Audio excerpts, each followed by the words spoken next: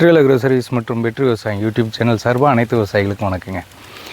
இப்போ பார்த்திங்கன்னா மஞ்சள் சாகுபடி பற்றி போன வீடியோவில் நிறைய விஷயம் பேசியிருந்தோம். மஞ்சள் சாகுபடியில் எந்தெந்த விஷயத்துலலாம் நம்ம செலவை குறைக்க முடியும் அப்படிங்கிற விஷயத்தை பற்றியும், நாற்று நடவு மூலமாக நம்ம பெரும்பாலான செலவுகளை குறைக்கிறத பற்றி நம்ம பேசியிருந்தோம்.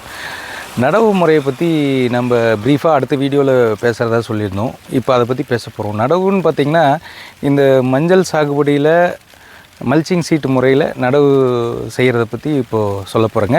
மல்ச்சிங் சீட்டு போட்டு இப்போ நடுறது எப்படின்னு கேட்டிங்கன்னா, மல்ச்சிங் சீட்டு ஆஸ் யூஷுவல் உங்களுக்கு பார்த்திங்கன்னா உங்களுக்கு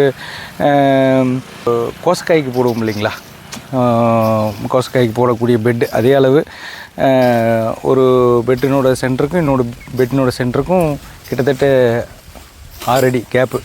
இதில் பார்த்திங்கன்னா மல்ச்சிங் சீட்டுன்னு பார்த்திங்கன்னா நம்மளுக்கு கிடைக்கிற ஸ்பேஸ்ன்னு பார்த்திங்கன்னா 3 அடி ஸ்பேஸ் கிடைக்கும். 2.25 3 அடி ஸ்பேஸ் கிடைக்கும். இதில் வந்து பெட்டில் வந்து 3 ரோ நம்ம நடவு போட போகிறோம். ஒரு செடிக்கு இன்னொரு செடிக்கும் பார்த்திங்கன்னா கேப்புன்னு பார்த்திங்கன்னா 3/4 அடி ஸ்பேஸிங் வச்சு 3 ரோ இதில் நடவு போட்டிருக்குறோங்க. இந்த நடவு முறையில் போடும்போது ஒரு ஏக்கருக்கு கிட்டத்தட்ட ஒரு 25,000 நாற்று நம்மளுக்கு பிடிக்குது.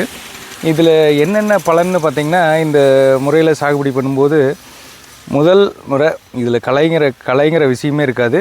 களைக்கொல்லிங்கிற விஷயத்தை நம்ம பயன்படுத்த வேண்டிய அவசியம் வராது. இன்னொன்று கேட்டிங்கன்னா, ஈரப்பதம் அப்படியே மெயின்டைன் ஆகிட்டே இருக்கும் எப்பவும் போல்.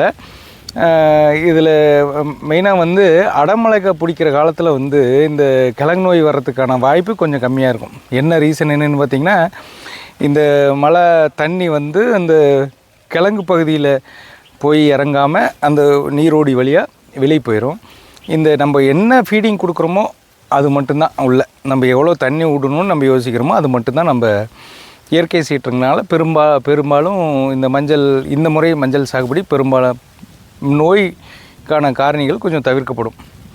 இதில் பார்த்திங்கன்னா இன்னொரு பெனிஃபிட்டுன்னு கேட்டிங்கன்னா, ஈரப்பதம் அப்படியே மெயின்டைன் ஆகிட்டே இருக்கும். தண்ணியும் வந்து சிக்கனமான முறையில் பயன்படுத்திக்கலாம். நம்மளுக்கு தண்ணி வந்து பாதி செலவு இருந்தால் போதும்.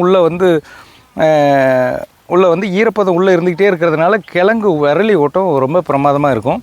இதில் வந்து பார்த்திங்கன்னா ஒரு 25-30% வரைக்கும் இந்த முறை சாகுபடியில் நம்ம 30% வரைக்கும் மகசூல் அதிகமாக எடுக்க முடியும்னு நம்புகிறேங்க.